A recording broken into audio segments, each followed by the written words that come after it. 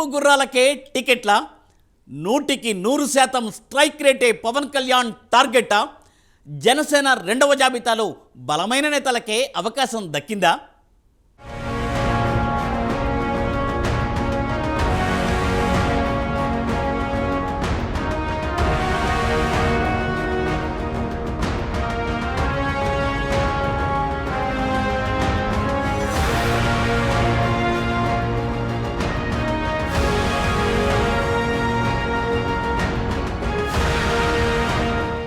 పొత్తుల ప్రక్రియ చివరి దశకి చేరుకున్న తరుణంలో టీడీపీ జనసేన కూటమి తమ రెండు జాబితాలో గెలుపు గుర్రాలకి ప్రాధాన్యత ఇచ్చింది.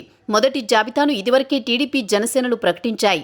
మొదటి జాబితాలో 94 మంది అభ్యర్థులతో టీడీపీ తమ వారిని ప్రకటించగా జనసేన 5 మంది అభ్యర్థులను ప్రకటించింది.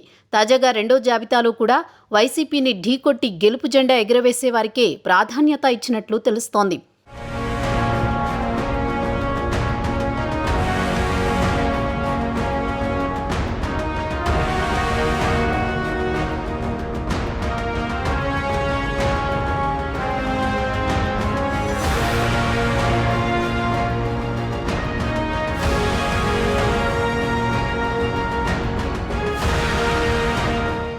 జనసేన విషయానికొస్తే తొలి విడతలో ప్రజాబలమున్న నేతలని ఎంపిక చేసుకున్న జనసేన అధిష్టానం రెండో విడతలో కూడా బలమైన అభ్యర్థులకే పెద్దపీట వేసింది.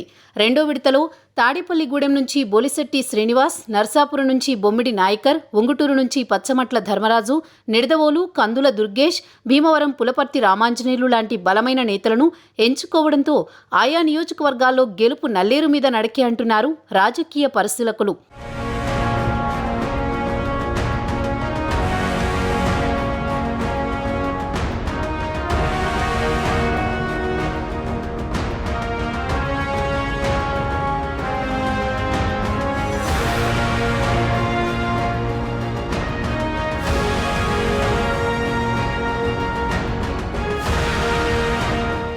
అధికార వైసీపీని గద్దెదించేందుకు ఈసారి పవన్ గట్టిగా కంకణం కట్టుకున్నారు.